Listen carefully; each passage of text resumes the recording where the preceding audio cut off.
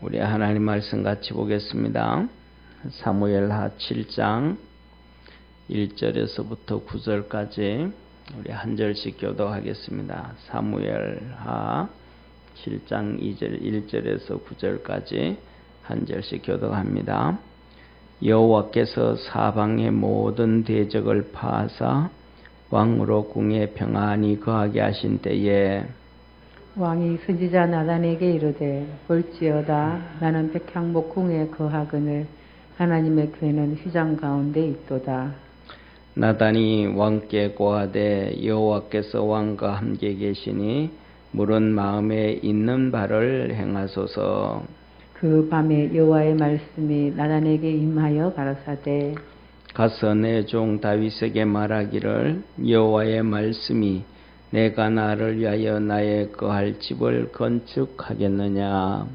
내가 이스라엘 자손을 애굽에서 인도하여 내던 날부터 오늘날까지 집에 거하지 아니하고 장막과 해막에 거하며 행하였나니 무릇 이스라엘 자손으로 더불어 행하는 곳에서 내가 내 백성 이스라엘 먹이라고 명한 이스라엘 어느 지파에게 내가 말하기를 너희가 어찌하여 나를 위하여 백향목을 집을 건축하지 아니하였냐고 말하였느냐.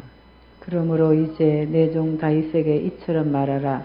만군의 여호와께서 이처럼 말씀하시기를 내가 너를 목장 곧 양을 따르는 데서 취하여 내 백성 이스라엘의 주권자를 삼고. 우리 9절 다 같이 합독하겠습니다. 내가 어디를 가든지 내가 너와 함께 있어 내 모든 대적을 내 앞에서 멸하였은즉 세상에서 존귀한 자의 이름같이 내 이름을 존귀케 만들어 주리라.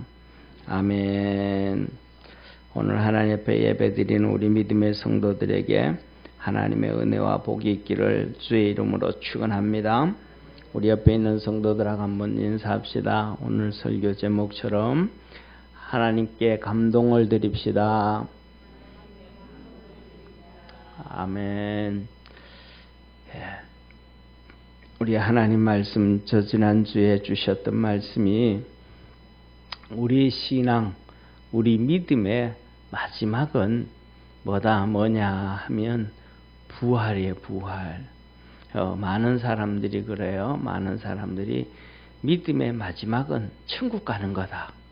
그런 얘기에 믿음의 마지막은 천국 가는 거다. 그런데 하나님은 우리에게 믿음의 마지막은 천국 가는 게 아니고 천국 가서도 어떻게 사느냐, 천사도 흠모하는 상을 받고 사느냐, 그냥 구원만 받고 사느냐, 이걸 이른데 하나님은 그냥 구원만 받아라 그러는 것이 아니고 하늘나라에서도 멋있는 믿음의 삶을 살아라 라고 말씀을 하시는 거예요. 그것이 뭐냐면 부활이에요. 부활. 부활도 어떤 부활이 있느냐, 어떤 부활이 있느냐, 해처럼 저렇게 온 세상에 해가 뜨면 아무것도 안 보이잖아요. 그죠? 해만 보이잖아요. 그 많고 많은 이런 별들도 안 보이고 달들도 안 보이고 태양만 보이듯이 그렇게 하늘나라에서 빛나는 사람처럼, 또 때에 따라서는 밤에는 온 세상을 밝혀주는 달처럼, 또 어떤 데는 별들이 막 초롱초롱하게 떠 있는데 그 빛나는 별이 있는 것처럼 하나님 앞에서 그렇게 빛나는 부활을 해라 라고 얘기하는 거예요. 그렇게 하기 위해서는 어떻게 하면 그렇게 부활할 수 있는가? 하나님께서 우리에게 말해요. 받아들여라. 뭘 받아들여요? 하나님의 말씀을 받아들여라. 네 생각대로, 네 방법대로, 그 말씀대로 그렇게 하지 말고 그 말씀은 생각과 사고와 가치관이 다 껴도 좀 받아들여라. 그리고 그 다음에 주의 손과 함께 사역에 동참해라. 기도해라.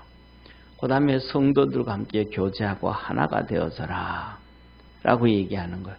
그래서 그런 삶을 살아갈 수 있도록 능력 있는 삶을 살기 위해서 이 성령의 능력을 좀 입어라. 은사를 좀 받아라. 디모데에게도 내가 너에게 은사 주기를 원한다 라고 얘기하는 거예요. 그래서 모든 믿음의 선조들이 이 좋은 부활, 하늘나라에서 정말 멋있게 살고자 몸부림을 쳐서 어떤 사람들은 집도 버리고 토지도 다 버리고 그 핍박 가운데서 이 산으로 들로 토굴로 유리하고 방황하면서도 주님 섬기고 살았고, 또 어떤 사람들은 감옥에 가서 톱에 켜임을 당하여 죽기도 하고 돌에 맞아 죽기도 하고 십자가에 못 박혀 죽기도 하면서도 그들이 믿음을 지켰다. 저와 여러분도 우리가 주님 앞에서 이러한 믿음의 길을 걸어갈 수 있는 축복의 성도가 되기를 바랍니다. 그 다음에 두 번째는 지난주에 주셨는 말씀이 뭐냐 하면 성령에 취해라, 이 말. 성령에 취해라. 하나님은 대한민국을 성령에 취하게 해서 축복해 줄 계획을 가지셨던 거예요. 사람들은 이 하나님의 축복의 계획을 아무도 얘기하지도 않아요. 역사학자도 얘기 안 하고 아무도 얘기하지 않아요. 그런데 하나님은 1차 1866년에 고종 3년에 대한민국을 축복해 주시려고 토마스 선교사를 통해 가지고 이 성경책을 잔뜩 싣고 이 대동강으로 들어왔어요. 그런데 이 조선은 한국 사람들은 이 하나님의 복을 발로 차버렸어요. 그다음에 그 당시에는 미국이 세계 최국이 아니고 영국이 세계 최강이었어요. 이때는 미국은 1861년부터 65년까지 자기 나라에서 남북 전쟁이 아니라고 막 정신없어서 세계 최강도 아니었어요. 영국이 세계 최강이에요. 함성도 만들고 뭐 다 총도 가지고 포도 가지고 다 가지고 있는 게 영국이에요. 그랬었는데 이 영국을 통해서 하나님이 대한민국을 축복해 주셔서 이 북쪽에서 내려오는 러시아를 막으려고 하는데 대한민국이 그 발로 차버린 거예요.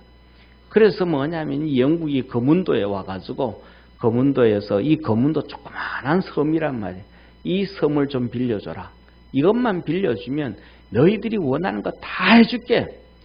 뭐 함선을 만들고 싶다면 함선도 만들 기술을 주고 포 만들고 싶으면 포도 주고 모든 거 다 해줄게. 그래서 뭐냐면 하나님은 우리나라를 그때 정말로 제국을 만들어 주려고 그랬어요. 몽골 땅까지 하나가 되어지는 큰 나라를 만들어서 하나님이 일을 하려고 했는데 그걸 발로 차버린 거예요. 그래서 이 하나님의 축복을 그냥 그 축복은 물러가 버린 거예요. 그 다음에 두 번째 2차로 하나님은 미국을 통해서 다시 또 축복해 주려고 하는 거예요. 이제 20년이 지나가니까 미국이 꿈틀대면서 세계를 정복하기 시작하는 미국을 통해서 복을 주려고 하는 거예요. 그래서 1882년에 조미 수교하고 이제 우리와 1대1의 나라다. 너들 중국이 식민지 아니다. 하고 1대1의 나라로 하자. 그렇게 하면서 85년에 언더우드와 아펜셀러 통해서 또 성경책을 잔뜩 가지고 복음을 받아들인 거예요. 그런데 복음은 받아들이면서도 하나님의 축복은 거부해버린 거예요. 이게 뭐냐면 1895년에 1896년에 이 고종이 아간 파천한 거예요. 러시아 대사관으로 들어가가지고 나라를 다스리는 거예요. 아니 나라를 다스리면 경복궁에서 다스려야 되는데 경복궁에서 안 다스리고 러시아 대사관으로 가버려. 어차피 글로 들어가려고 그러면 미국 대사관으로 가야 될 텐데 미국으로 안 들어가 버리는 거야. 이것이 두 번째 완전히 하나님께서 주신 축복을 버리는. 이때만 이때만 정신을 차렸어도 우리가 남북으로 갈라지지도 않은 거고 공산주의 이 어려움도 안 당하고 그 다음에 이 북쪽에 있는 우리 중국 땅 간도까지도 다 우리 땅이 되어질 수 있는데 이걸 실수를 한 거예요. 그래서 어쩔 수 없이 하나님은 세 번째로 대한민국을 축복해 주려고 일본을 키워준 거예요. 방법이 없으니까. 그래서 일본을 통해서 우리나라의 신분제를 다 없어요. 저와 여러분 이제 똑같잖아요. 신분이 없잖아요. 종이 없잖아요. 예? 양반이 없잖아요. 이게 뭐냐면 일본의 영향. 하나님께서 내가 너에게 자유를 줬다. 할렐루야. 종의 멍에를 매지 아니하고 자유를 줬다. 갈라디아서 하나님. 그리고 막 농어촌을 하고 세계적인 나라가 되어질 수 있도록 기술을 주시고 그 다음에 언어를 만들어 주셨어요. 그리고 마지막으로 하나님은 이 축복을 어느 정도 받을 수 있도록 만들어 주시고 난 다음에 네 번째로는 이승만, 박정희 등도한 이 세 명의 대통령들을 통해서 하나님이 축복을 해주시는데, 이때 이 강복되어졌을 때 우리나라 국민들이 78%가 공산주의를 좋아했어요. 이 공산주의는 78%를 좋아했는데, 이 공산주의는 정치적 이단이거든요. 하나님을 대적하는 마귀 집단이야. 정치적 이단이란 말이야. 그런데 78%를 좋아하니까 대한민국은 공산주의 나라가 될 수밖에 없는 거예요. 이때 하나님의 종이었던 성령 충만했던 이 한성 감옥에서 성령 충만한 역사를 받고, 그 다음에 정말로 1세기를 내다보고 100년을 내다볼 수 있는 이 시야를 주신, 지혜를 주신 이승만 대통령을, 그 모든 세계 학자들은 그래요. 이승만 대통령 같은 사람은 100년에 한 명 나올까 말까 할 사람이다. 만일에 저 티벳, 중국의 티벳이 중국이잖아요. 그 티벳에 이승만 대통령 같은 사람만 나왔더라면 티벳은 저렇게 독립국가가 되지 중국 땅이 안 된다. 이럴 정도로 모든 이 국제학자들이 다 똑같이 얘기할 정도로 우리나라에서는 이승만 대통령을 막 욕하지만 세계에서는 가장 충황하거든요. 이승만 대통령이 딱 오니까 이게 아닌 거예요. 그래서 전국을 돌면서 호소하기 시작합니다.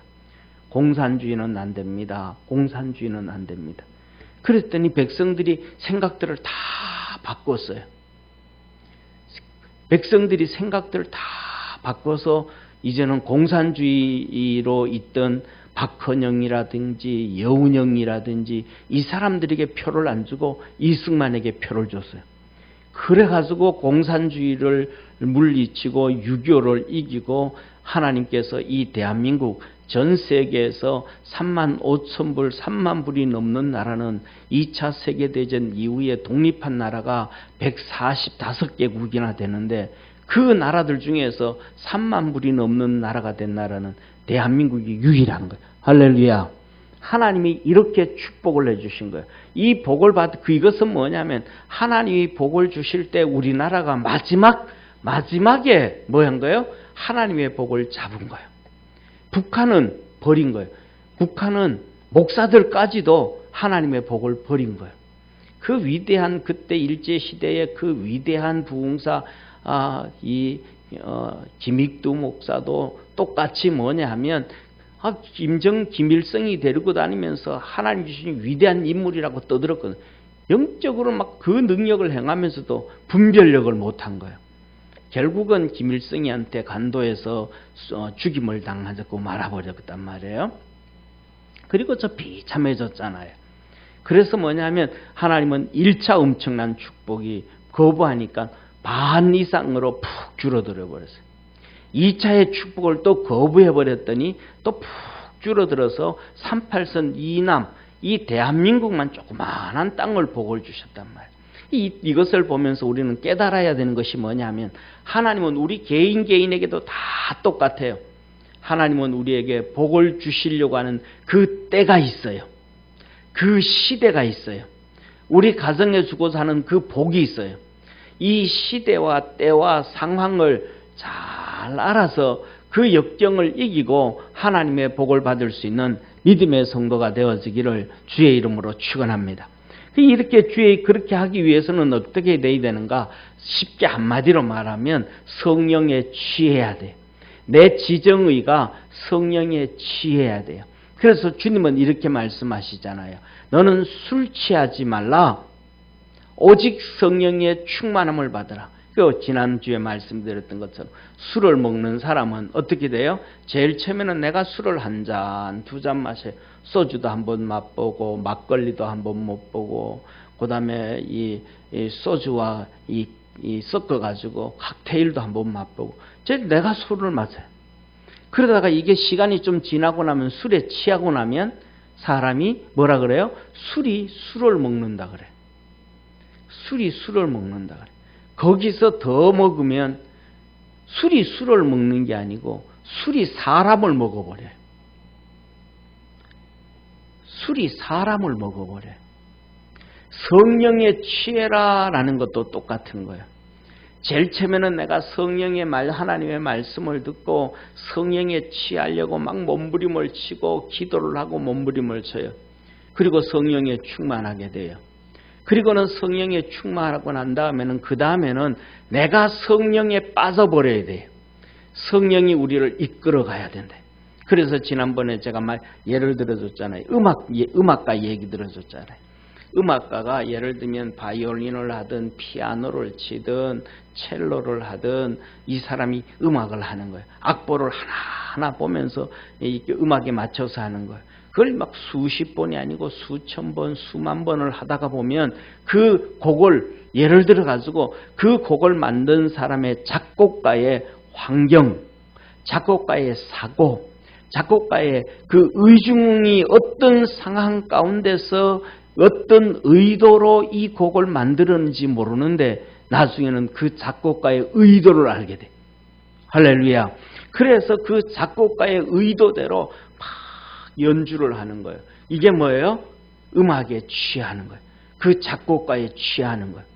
그런데 거기서 더 연습을 하고 더 나아가면 이제는 곡이 연주자를 잡아버려요. 그래서 그 곡이 업그레이드돼서 작곡한 사람 곡과는 다른 또 다른 곡을 만들어내요. 또 연주를 만들어내요. 이것이 뭐예요? 성령, 이게 곡에 취했다 이 말. 연주에 취했다. 우리 믿음의 성도들이 그 성령에 취할 수 있는 성도 되기를 바랍니다.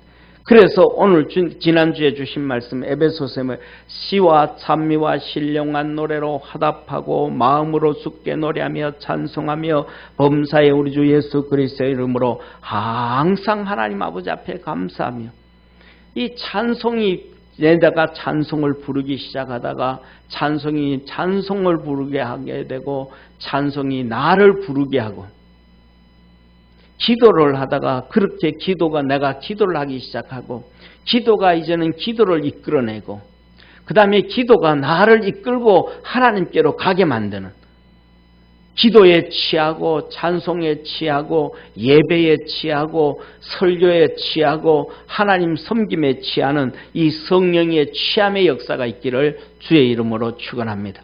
그때 우리는 하나님의 큰 역사 안에서 은혜 안에서 있게 되어지고 정말로 신앙의 마지막에 부활이라고 했던 것처럼 그 축복을 얻게 된다라는 것입니다. 오늘은 우리가 하나님께 감동입니다. 하나님께 감동. 사랑하는 성도님, 감동이 뭐가 있겠습니까? 감동이라는 것은 그냥 우리가 마음이 좀 오늘 감동받았어 이런 건 아니잖아요. 진짜 감동받았다고 얘기하면 너 인생에서 감동받은 적 있어? 물어보면 그거는 뭐 고민할 필요도 없이 진짜 내 이때 감동했어. 이게 툭 튀어나와요. 여러분은 감동되어 인생에서 그 감동되어졌던 적이 언제가 있습니까? 어떤 사람들은 그런 얘기 하잖아요. 남자가 여자한테 총각이 아가씨한테 프로포즈를 하는데 너무 환상적이라서 눈물을 펑펑 흘렸다고. 그때 그 감동만 안 줬어도 내가 50년 동안 이 고생은 안 하는데 이런 얘기 하잖아요. 사랑하는 성도님, 저는 제 인생에서 돌이켜볼 때 감동은 하나님 앞에서 감동이 있었습니다. 첫째로는 고2 때 주님께서 저에게 성령으로 충만하게 해주셨을 때 그때 그 감동의 역사는 그냥 같이 기도하고 같이 수련회 갔던 한 150명의 학생들 가운데서 완전히 그냥 바보가 된 것처럼 왕따가 된 것처럼 혼자 앉아서 있었던 그 하나님의 엄청난 그 학생들 가운데서 혼자 성령을 부어주셔서 축복해 주셨던 그 감동. 그 다음에 두 번째로는 고3 때 한 4,000명이 모여서 연합 집회하면서 하나님 앞에 나갈 때 불러주실 때 하나님을 만났던 그 감동, 성령을 주셨던 그 감동과 하나님을 만났을 때의 그 감동은 저는 벌써 몇 년이 되어졌습니까? 40년이 지났는데도 그 감동은 잊어버릴 수가 없습니다. 감동이라는 건 뭐예요? 내가 이것 좀 해줘, 이것 좀 해줘, 이것 좀 해줘, 이것 좀 해줘 했을 때 그것을 들어줬을 때는 감동이라는 건 하나도 없습니다. 감동이라는 것은 생각지도 않았었는데 나타나는 엄청난 사건을 통하여, 엄청난 일들을 통하여, 엄청난 사건들을 통하여 찾아오는 것이 감동입니다. 그렇게 하나님은 생각지도 않았었는데 다윗은 하나님을 감동시켰습니다. 저와 여러분도 오늘 하나님 앞에 예배드리면서 하나님을 감동케 해서 정말로 하나님으로부터 상상하지 못하는 복을 받고 그 축복을 자손들에게 물려줄 수 있는 축복의 성도가 되기를 주의 이름으로 축원합니다. 첫 번째, 다윗은 어떤 하나님께 감동을 줬는가? 하나님을 위해 싸워서 하나님께 감동을 줬어요. 하나님을 위해 싸웠습니다. 이스라엘과 블레셋이 전쟁을 하게 됐어요. 근데 우리가 잘 아는 골리앗 있잖아요. 그죠? 골리앗. 그 큰 장수 골리앗이 전쟁에 나올 때에 다윗의 형제 8명 중에서 형 3명이 엘리압과 아비나답과 삼마가 전쟁에 나갔어요. 그런데 이 다윗의 아버지 이새가 다윗에게 도시락을 싸주고 그 다음에 보리 한 포대 집어넣어주고 이 보리 한 포대는 가서 너 백부장에게 줘서 너들 형 3명을 관리하는 그 장교한테 줘서 그 형이 잘 있는지 물어보고 전쟁터에 안 죽게 좀 해줘라. 그리고 형 도시락을 싸서 전쟁터에 보냈어요. 이 전쟁터에 보냈더니 골리앗이 나와서 매일 막 앞에 나와서 막 떠드는데 이스라엘 백성들이 완전히 다 주눅 들어버린 거예요. 그래서 이렇게 말씀합니다. 그들과 함께 말할 때에 다윗이 와가지고 그 군인들하고 얘기하면서 형을 찾고 그 다음에 형들을 관리하는 백부장을 찾고 찾는 것.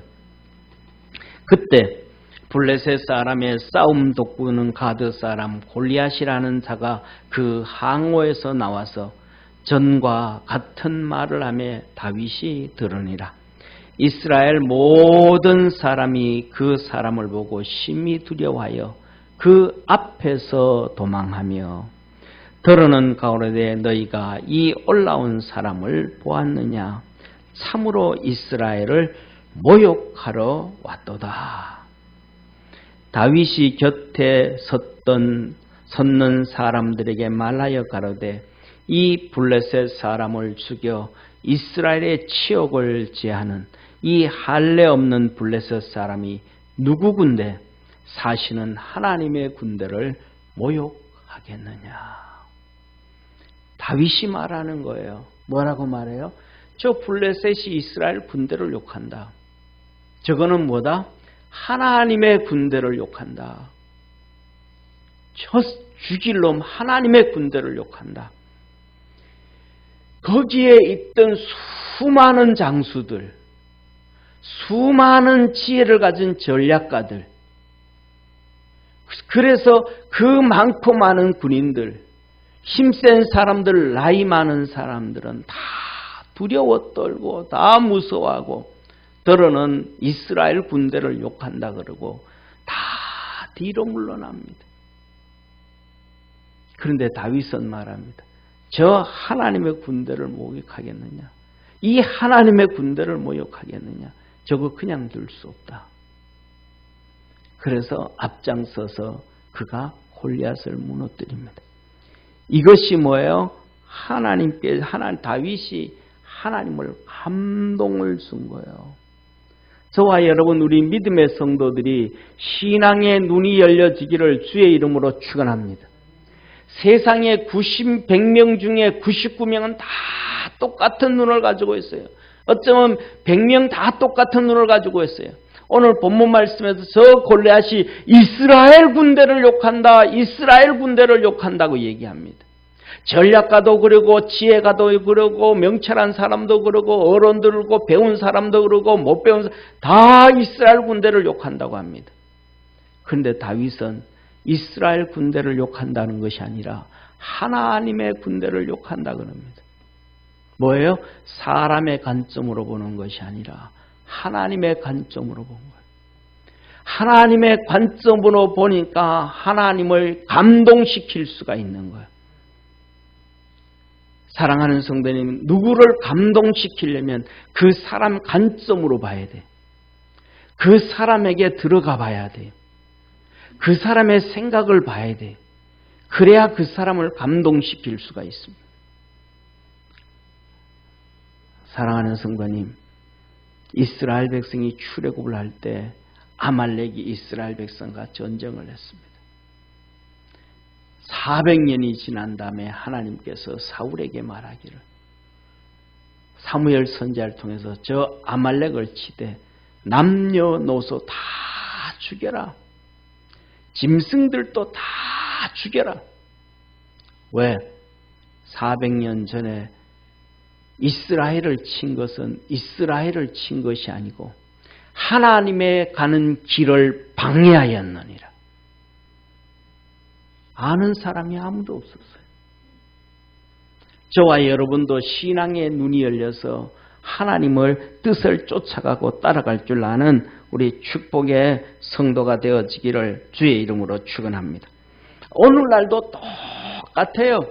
하나님을 위해서 싸우는 사람은 아무도 없어요. 하나님의 교회가 있습니다. 하나님의 종들이 있습니다. 그런데 그 사람들이요, 감옥을 간다든지 어려움을 당한다든지, 어려움 안 당해도 그래요. 전부 욕합니다. 교회 욕하고 목사 욕하고 장로 욕하고 권사 욕하고. 그게 하나님을 욕하는 거라는 것을 아무도 몰라요. 어떤 사람들은 막 그래요. 수천 명, 수만 명 모이는 교회 목사를 막 욕을 해요. 수만 명 목회하는 목사님들을 욕을 해요. 자기는 10명, 20명 데리고 목회하면서.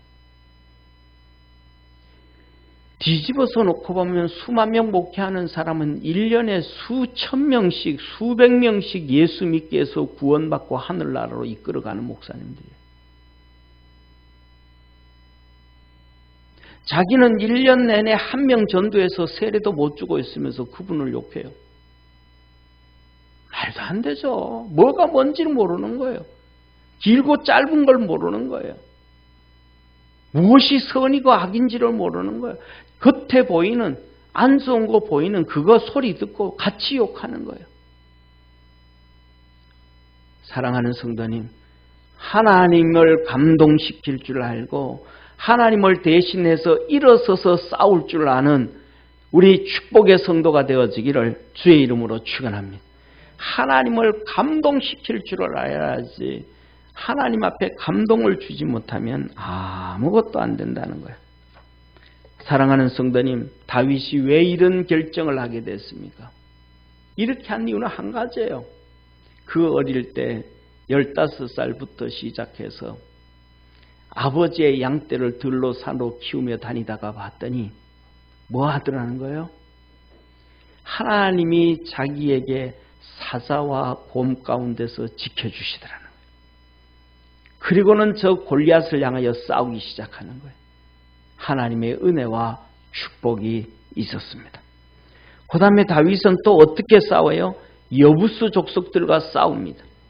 이스라엘 백성 12지파의 왕이 되었습니다. 성경은 이렇게 말합니다. 한번 보시죠. 이스라엘 모든 지파가 헤브론에 이르러 다윗에게 나와 말하여 가로되 보소서 우리는 왕의 골육이니이다. 전일 곧 사울이 우리의 왕이 되었을 때도 이스라엘을 거스려 출입한 자는 왕이시었고 사울 왕 때도 당신은 이스라엘을 다스렸다 이 말이에요.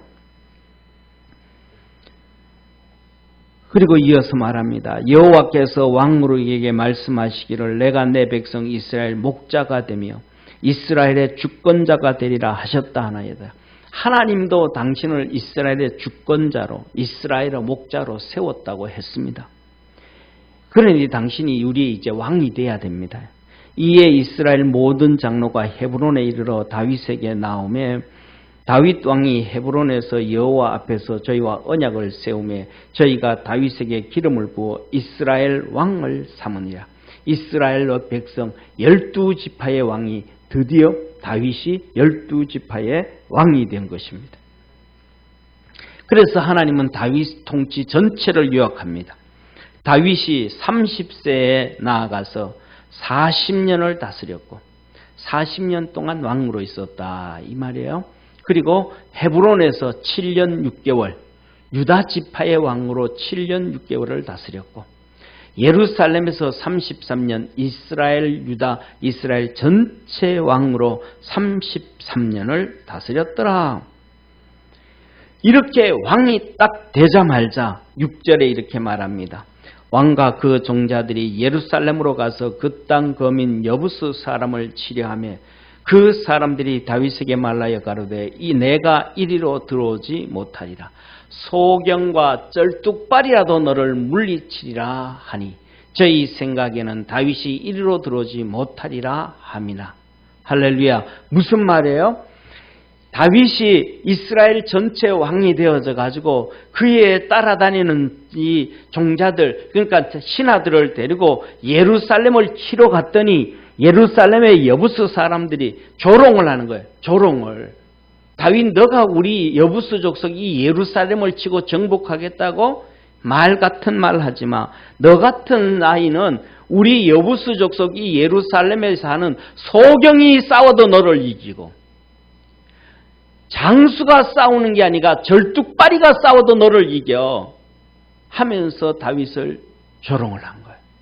좀 전에 누구과 똑같이 블레셋 앞에 골리앗 앞에 섰던 다윗처럼 여부스 족속이 그렇게 강했다 이 말입니다. 그런데 그 다윗이 시온 산성을 빼앗았으니 이는 다윗성이라. 할렐루야. 사랑하는 성도님, 왜 이 다윗 예루살렘 성 이것이 중요하냐면 이 예루살렘 성은 하나님께서 천지를 창조하실 때부터 그 도성은 하나님의 도성이었어요. 그래서 700년 그러니까 1000년 전에 이 다윗이 있기 1000년 전에 아브라함이 이 예루살렘 시온성 이 살렘 왕 멜기세덱한테 한 11조를 드리고 축복을 받은 거예요. 여기에 살렘 왕이 통치하고 있었어요. 이 살렘 왕 멜기세덱은 하나님 나라의 하나님의 제사장이에요. 아비도 없고 엄미도 없고 족보도 없고 예수 그리스도와 방불한 자로서 하나님의 영원한 제사장이었더라. 그가 이 예루살렘의 왕이었어요. 그런데 이곳이 하나님 이방인들이 그곳을 점령해버린 거예요. 여부스 족속이 점령해버린 거예요. 그래서 다윗이 이 성은 빼앗아서 하나님 앞에 드려야 된다. 왕이 되자마자 자기는 힘이 하나도 없지만 이 여부스 족속을 쳐서 다윗성을 만들. 그래서 이때부터 시작해서 다윗 왕국, 예수님 왕국, 예루살렘성, 다윗성, 다윗을 예수님의 반열로 하나님의 나라 반열로 올려주신 거야. 우리 믿음의 성도들의 삶 속에 이 놀라운 역사와 축복이 있기를 축원합니다. 그래서 다윗은 하나님을 감동시킨 것이 뭐예요? 이 사자와 곰들로부터 지켜줬더니 하나님을 욕하는 골리앗을 싸우는 거예요. 하나님이 거기에 감동되는 거예요. 이스라엘 12지파의 왕으로 만들어줬더니 이스라엘 지파 12왕으로 만들어줬더니 그는 힘도 없으면서도 몇백 년, 1000년 동안 이방인에게 빼앗겨서 하나님의 도성이 엉망이 되어져 버렸는데 그 하나님의 도성을 빼앗아서 거기에 하나님의 성전을 갖다 놓은 거예요. 장막을 갖다 놓은 거예요. 성막을 갖다 놓은 거예요. 하나님이 너무너무 감동되어진 거예요. 사랑하는 성도님, 저와 여러분 우리가 살아가면서도 우리는 그렇죠. 나는 힘이 없어요. 나는 능력이 없어요. 나는 아무것도 없어요. 나 하나님 감동 못해. 아니요. 다윗이 지금 능력이 있어서 하나님을 감동시킨 게 아니에요. 골리앗 앞에서 다윗, 여부스 족속 앞에서 다윗, 그들은 여부수 족속이 야, 니하고는 봉사도 싸워도 너 이겨. 사랑하는 성도님, 초등학생하고 봉사고 칼 들고 싸우면 누가 이기겠습니까? 그런데 싸워서 이겼어요. 왜? 하나님이 축복해 주신 거예요. 왜? 하나님을 감동시켜줬더니 골리앗을 이기게 해주셨어요. 하나님을 감동시켰더니 여부수 족속을 이기게 해주셨어요. 여러분, 우리가 믿음으로 살아가면서 하나님을 감동시킬 줄 아는 축복의 성도가 되기를 주의 이름으로 축원합니다. 두 번째로는 오늘 여기에 보면 다윗이 하나님을 감동시킨 것이 오늘 본문 성전 건축을 하면서 감동해요. 우리는 성전 건축하면 벌써부터 뭐 하는 거예요? 머리가 찌끈찌끈 아프잖아요. 그런데 다윗이 뭐예요? 성경에 오늘 본 말씀 이렇게 말씀하셔요. 여호와께서 사방의 모든 대적을 파하사 왕으로 궁에 평안히 거하게 하실 때에 다윗이 하나님을 감동시켜줬더니 계속 축복해 주셔서 적국들을 다 이기게 해주시고 평안하게 해주셨어요. 이때 왕이 다윗이 나단 선지자를 불러서 말합니다. 나는 백향목 궁에 거하거늘 하나님의 꾀는 휘장 가운데 있도다. 하나님의 꾀, 법궤, 하나님은 저 휘장, 이 성막 가운데 있다. 이 말을 하는 거예요. 그러니까 이 말은 뭐예요? 백향목 궁 가운데 있으니까 나도 하나님도 백향목 궁 가운데 있는 것처럼 그런 전을 짓고 싶다. 이런 얘기잖아요. 그랬더니 나단 선지자가 뭐라고 얘기하냐면 여호와께서 왕과 함께 계시니 물은 마음에 있는 바를 행하소서. 저는 이 본문 말씀을 읽으면서 기절할 줄 알았어요. 야, 이런 통찰력이 있고 이런 성령으로 충만하고 이런 육신을 깨버릴 수 있는 선지자, 영적 주의 종, 영적 성도가 되었으면 좋겠다. 우리 옆에 있는 분하고 인사합시다. 영적 성도가 됩시다. 영적 성도가 됩시다. 사랑하는 성도님, 이 성막을 허물고 성전을 짓는다는 생각은 아무도 못하는 거예요. 왜? 이 성막은 누가 400년 전에 500년 전에 하나님께서 누구한테 모세에게 하늘나라에 하나님이 계신 성전을 보여주시고 그것의 모형으로 일일이 하나하나 작은 것까지도 다 이렇게 만들어라 해서 그 위대하게 모세를 통해서 만들어 주셨단 말이에요. 그런데 그 하나님이 직접 설계하고 직접 말씀하신 것을 깨버려 부셔버리고 다시 인간이지요. 이거는 역모죄죠. 역적이죠. 신앙의 역적이죠. 하나님 앞에 역적이죠. 이런 발상을 누가 한 거예요? 다윗이 했는데 거기에 동의한 사람이 누구예요? 나단 선지자예요. 그렇게 하세요. 당신 속에 하나님이 계십니다. 사랑하는 성도는 우리 육신의 생각을 깰 수 있는 자 되어지기를 축원합니다. 우리의 가치관을 깨버리는 성도 되어지기를 바랍니다. 이것을 깰 수 있어. 500년 동안 아무도 못 깬 사건을 다윗이 깨었고 그것을 누가 나단이 깨버렸다라는 거예요. 사랑하는 성도님, 그래서 이렇게 얘기합니다. 하나님께서 그 밤에 그 말씀을 듣고 왕이 나단한테 하는 말을 듣고 나단이 또 다윗 왕한테 하는 말을 듣고 그 밤에 하나님이 나타나신 거예요. 하나님이 감동이 되어진 거예요. 아무도 그런 생각을 못하고 있는데 하나님을 위한 생각을 한 거예요. 그 밤에 여호와의 말씀이 나단에게 임하여 가라사대 가서 내 종 다윗에게 말하기를 여호와의 말씀이 내가 나를 위하여 나의 집을 건축하겠느냐. 진짜냐? 이만 너 내 집 건축할래? 진짜냐? 말밖에 없는 거 아니냐? 진짜냐? 하나님이 감동을 한 거예요. 감동을 한 거예요. 내가 이스라엘 자손을 애굽에서 인도하여 내던 날부터 오늘날까지 집에 거하지 아니하고 장막과 해막에 거하여 행하였더니 지금까지 500년 동안 출애굽하면서 500년 동안 나는 집에 거하지 않고 장막과 해막 가운데 있었다. 무릇 이스라엘 자손으로 더불어 향하는 곳에서 내가 내 백성 이스라엘을 먹이라고 명한 이스라엘 어느 지파에게 내가 말하기를 너희가 어찌하여 나를 위하여 백향목집을 건축하지 아니했나고 말하였느냐. 하나님이 이스라엘 백성 500년이 지나도록 어느 지파 누구에게까지도 내가 너희들에게 내 집을 지어라 내가 말한 적이 있냐? 안 했다라는 거예요. 그런데 그리고 반대로 그 500년 동안 어느 지파 누구가 부자가 어느 지파 권력 있는 사람이 하나님의 성전을 지어야 되겠다고 그렇게 얘기한 사람도 있느냐? 아무도 없다라는 거예요. 그래서 뭐예요? 하나님이 다윗의 이 고백에 하나님이 정말 상상하기 어려울 정도로 감동을 해버린 거예요. 감동을 해버린 거예요. 그래서 이 감동에 하나님이 다윗을 축복해 주셔. 이 축복, 감동이 너무 커버리니까 축복도 너무 커버린 거예요. 상상 이상으로 하나님이 축복을 해줬는데 이 다윗이 인간을 최고로 높여주신 거예요. 그래서 이렇게 말씀합니다. 그러므로 이제 내 종 다윗에게 이처럼 말하라. 만군의 여호와께서 이처럼 말씀하시기를 내가 너를 목장 곧 양을 따르는 데서 취하여 내 백성 이스라엘의 주권자로 삼고 양치는 목장에서 내가 너를 붙잡아서 이스라엘의 주권자로 사왔다.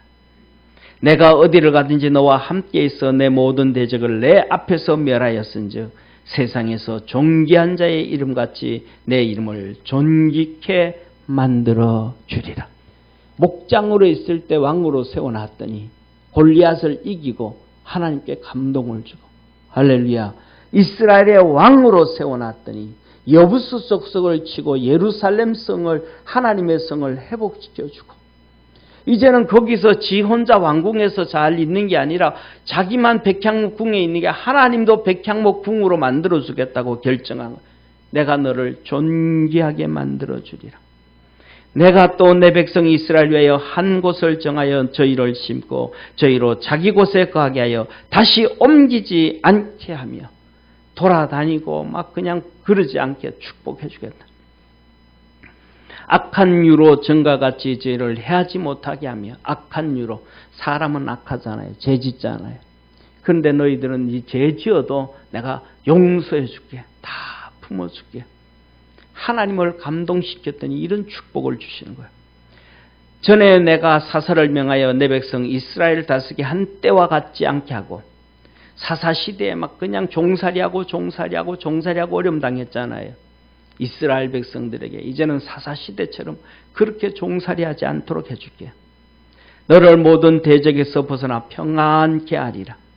여호와가 또 내게 이르노니 여호와가 너를 위하여 집을 건축하고 내 수완이 차서 내 조상들과 함께 잘 때에 내가 내 몸에서 날 자식 내 뒤에 뒤세워 그 나라를 견고케 하리라. 네 자손들의 나라까지도 후손들이 왕이 되어지는데 그들까지도 내가 네 나라를 견고하게 지켜줄게.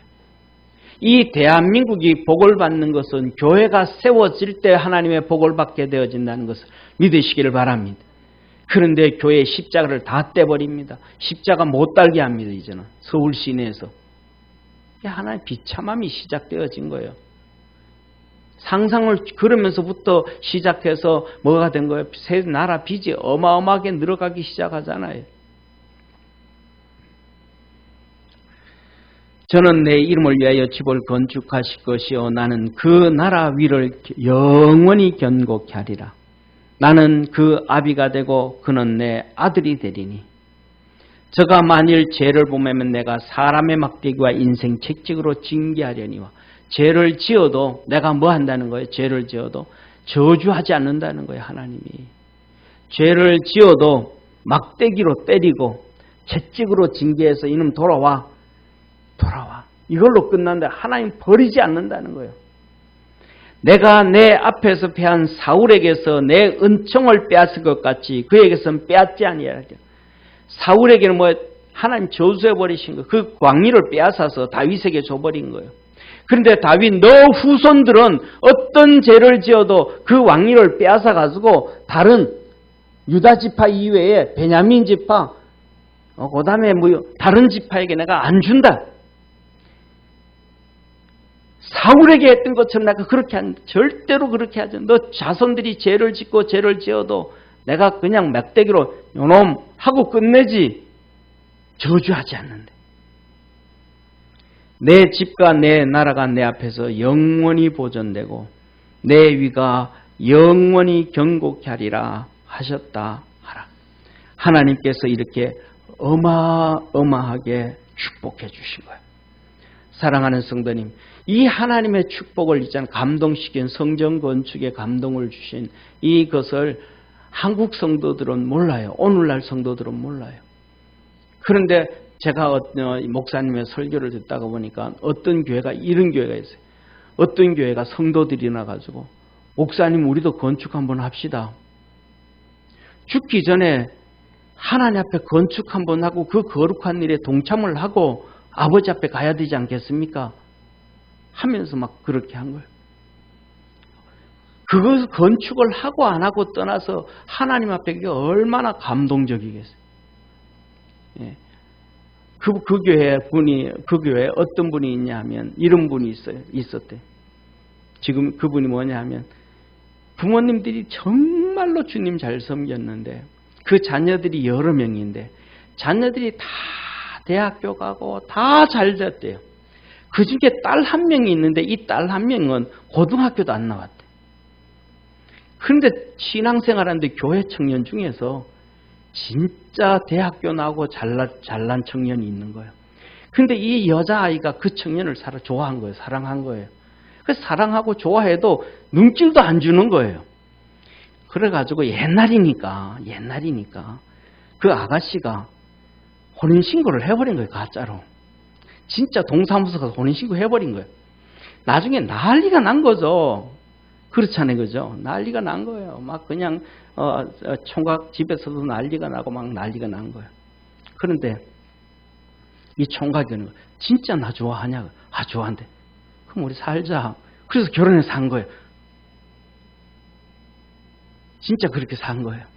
이분들이 위에 어른들도 그렇고 얼마나 신앙생활 하나님 잘 섬겼는지 이분들이 부자가 됐는데 얼마나 부자가 됐느냐 하면 아파트가 100채가 넘는데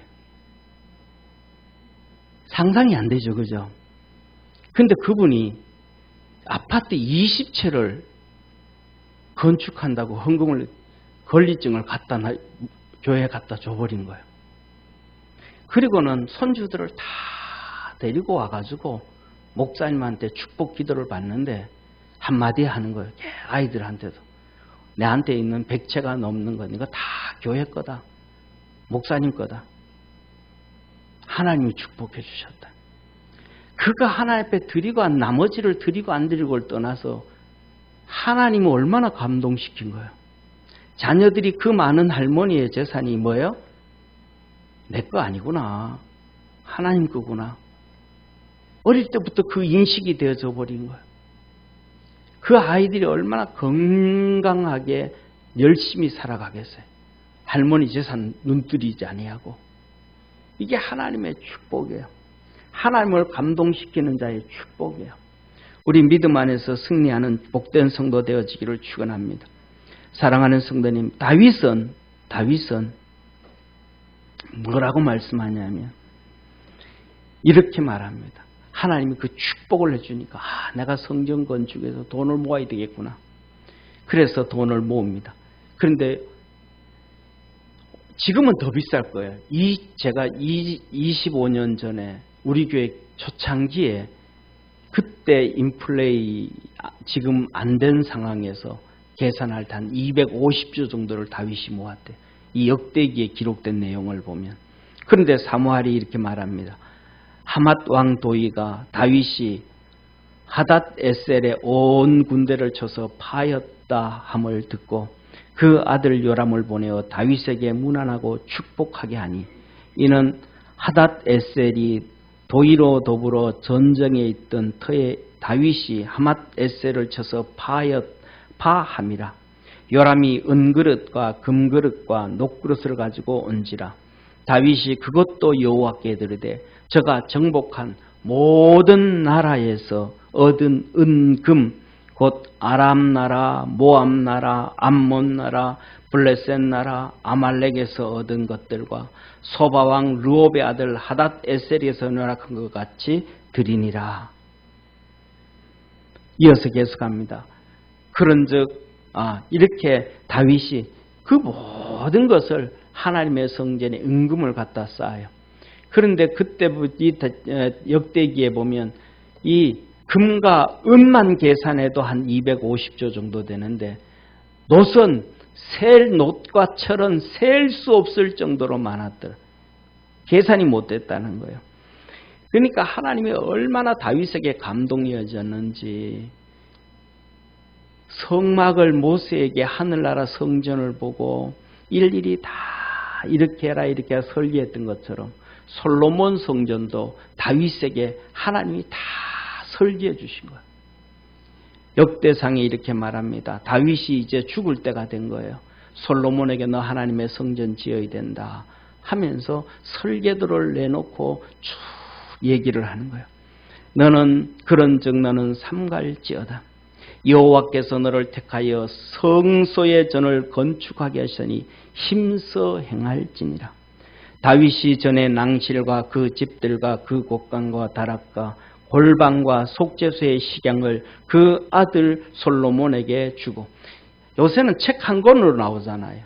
그런 데는 옛날에는 한 장 한 장 다 따로 나와요. 만들어야 되잖아요. 설계를 하는데 그 설계, 낭실과 집들과 곡간과 다락과 골방과 속죄소의 식양, 식양이 뭐냐면 식양이라는 게 설계도 아니에요. 설계도. 이 설계도를 솔로몬에게 주고 또 성신, 성령이 가르치신 모든 식양, 성령께서 다윗에게 환상을 통해서 쫙 이거는 이렇게 만들고 크기는 어떻게 모세에게 했던 것처럼 똑같이 해주는 거예요. 여호와의 전뜰과 사면의 모든 방과 여호와의 전 곡간과 성물 곡간의 식양, 설계도를 주고 전부 다 이렇게 레위 사람 그들이 있는 방, 레위 사람들이 살아야 될 방, 제사장들이 쉬어야 될 방, 그 모든 식양, 또 그들이 사용하는 그릇까지도 설계를 다 해가지고 그릇까지도, 그리고 그 다음에 금기명과 금의 중량. 그런데 설계도만 주는 게 아니라 무게는 이렇게 해야 된다. 하나님이 무게까지도 다 정리해 주는 거예요. 금등대와 등잔과 등대와 금잔과 금중량, 은등대와 은중량, 진실병에 만드는 그 금의 중량, 은상을 만들 때 그 은, 전부 다 일일이 성전에 사용하는 뭐냐면 갈고리, 대접, 종자, 종지까지도 설계 다 해주고 무게를 다 만들어가지고 다 해주시는 거예요. 19절에 이렇게 말합니다. 다윗이 가로되 이 위의 모든 것의 식량 설계도를 여호와의 손이 내게 임하여 그려 나로 알게 하였나니. 여호와의 손이 다 그려주시고 다윗이 그것을 다 베껴 그렸다. 할렐루야. 그래서 모세, 하나님이 이 성전, 다윗의 성전 건축에 얼마나 감동을 주셨는지 하나님이 일일이 다 그려가지고 그걸 보여주시고 다윗이 그걸 다 베껴서 그려서 다 솔로몬에게 넘겨주는 거예요. 그러면서 마지막으로 다윗이 솔로몬에게 말한 거예요. 그 아들 솔로몬에게 이르되 너는 강하고 담대하게 이 일을 행하고 두려워 말고 놀라지 말라. 성전정 건축하는데 그렇게 어렵게 생각하지 말아라. 내가 여호와의 전 역사의 모든 일을 마칠 동안에 여호와 하나님, 나의 하나님이 너와 함께하사 내게서 떠나지 아니하고 너를 버리지 아니하시리라. 절대로 이 하나님의 성전 건축하는데 하나님이 너무 기뻐한 거니까 전 걱정하지 마라. 수많은 일들과 어려움이 있겠지만은 걱정하지 말라. 이렇게 다윗은 하나님을 감동을 드려요. 세 번째로 다윗은 하나님 앞에 예배로 감동을 드려요. 예배로 감동을 드려요. 우리가 잘 알죠. 다윗이 우리아의 아내 밧세바하고 강간하잖아요. 그리고 우리아 죽이잖아요. 그리고 우리의 아내 밧세바를 데려다가 집으로 들어와가지고 이제 결혼해서 같이 살잖아요. 근데 그 아들을 죽어요. 이렇게 성경은 말하면 나단이 자기 집으로 돌아가니라. 이제 아이가 태어날 때가 된 거예요. 태어날 때가 됐는데, 아이가 태어날 때가 됐는데, 이때 하나님이 나단 선지자에게 말합니다. 네 아들 죽는다. 너 아들 죽는다. 이 얘기를 나단 선지자가 다윗에게 와서 말을 해요. 그리고 나단이 돌아갑니다. 우리아의 처가 다윗에게 낳은 아이를 여호와께서 치심에 심히 알는지라. 다윗이 그 아이를 위하여 하나님께 간구하되 금식하고 안에 들어가서 밤새도록 땅에 엎드렸으니, 금식하고 밤새도록 하나님께 기도하는 거예요. 하나님 이 아이 살려주세요. 하나님 이 아이 기도하는 거예요. 그런데 17절에 그 집에 늙은 자들이 곁에 이르러 다윗을 일으키려 하되 왕이 듣지 아니하고 저희로 더불어 먹지도 아니하고 늙은 자들, 집안의 어른들이 다윗을 이끌어도 말 안 듣는 거예요. 같이 밥도 안 먹는 거예요. 그런데 아이가 18절에 뭐예요? 이래 만에 그 아이가 죽은지라.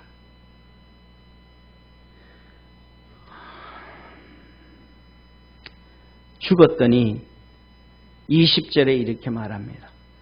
다윗이 땅에서 일어나 몸을 씻고 기름을 바르고 의복을 갈아입고 여호와의 전에 들어가 경배하고. 저는 이 말씀을 보면서 기절을 할 뻔했습니다. 사랑하는 성도님, 아들이 7일 만에 죽었어요. 그런데 중요한 것은 뭐냐면, 이 아론은 자기 아들 둘 나답과 아비후가 하나님 앞에서 죄를 지어서 불로 그들을 태워 죽여버렸어요. 다 큰 아들을 하나님 앞에 죄 지어서. 그때 모세가 하나님의 말씀을 아론에게 전합니다. 모세가 아론에게 이르되 너는 여호와의 말씀이라. 이르시기를 나를 가까이 하는 자 중에서 내가 거룩하다 함을 얻겠고 온 백성 앞에 내가 영광을 얻으리라 하셨느니라. 아론이 뭐라 그래요? 아멘 해야 되잖아요. 자기 아들이 죄지어서 죽었으니까. 근데 대제사장이었던 아론도 아멘 안 해. 침묵해. 화가 난 거예요. 낙심한 거예요. 슬픔에 빠진 거예요. 고통에 빠진 거예요. 그래서 모세가 아론 제껴놓고, 모세가 아론의 아잡이, 그러니까 삼촌 운니엘의 아들 미사엘과 엘사반을 불러 그들에게 이르되 나와 너희 형제를 성소 앞에서 짐 밖으로 메어가라. 이렇게 자식이 죽었을 때 절망하고 힘들어하는 거예요. 다 하나님 앞에 죄지어서 죽었는데도. 그런데 다윗은 그 아들이 7일 만에 죽었어요. 이게 뭐예요? 하나님 이틀만 더 살려주지. 하나님 이틀만 더 살려주지. 그러면 8일째 할례를 행하고, 아픈 놈이라도 8일째 할례를 행하고, 이놈은 하나님의 백성, 하나님은 이놈의 하나님, 그렇게 구원의 확신을 갖고, 이스라엘 아브라함의 자신의 확신을 갖고 죽어도 내 마음이 편할 텐데 7일 만에 죽어버렸으니 할례도 행하지 못하고, 하나님 이놈이 내 죄 때문에 죽는데, 다윗의 죄 때문에 이 아들이 7일 만에 죽는데 이놈이 천국 갈지 못 갈지도 모르겠고 지옥 갔는지도 모르는 이 비참함이란 말이에요. 절망에 빠질 수밖에 없는 다윗이란 말이에요. 그런데 다윗이 일어나서 죽었다는 소리를 듣고 일어나서 몸을 씻고 기름을 바르고 의복을 갈아입고 하나님의 전에 들어가 경배하고 감사로 예배를 드리는 자는 하나님이 기뻐하시나니. 우리 사랑하는 성도님, 다윗은 이렇게 자기가 주체할 수 없는 아픔을 가지고 있어도 하나님께 감동을 드린 사람. 우리 사랑하는 모든 성도들, 그리스도 안에서 하나님께 감동을 한번 드리기를 주의 이름으로 축원합니다.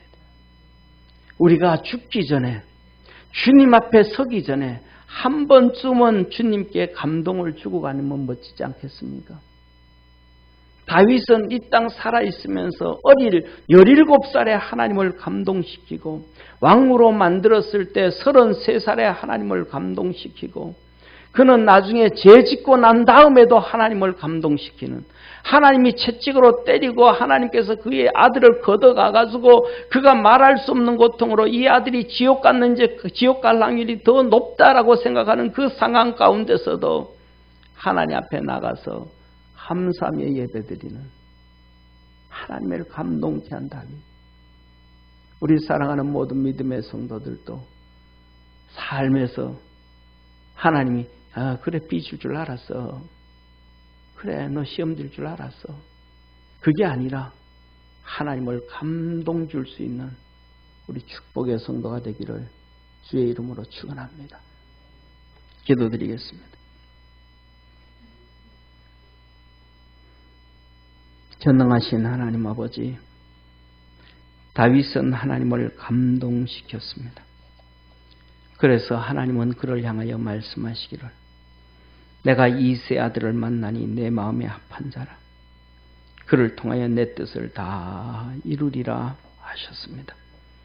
우리 사랑하는 모든 믿음의 성도들, 우리는 모두가 이 세상을 살다가 주님 앞에 다 서야 될 텐데 주님 앞에 서기 전에 한 번쯤은 주님을 감동시키는 우리 축복의 성도, 능력의 성도, 복된 성도들 되게 하옵소서. 구원하신 예수님의 이름으로 기도드립니다. 아멘.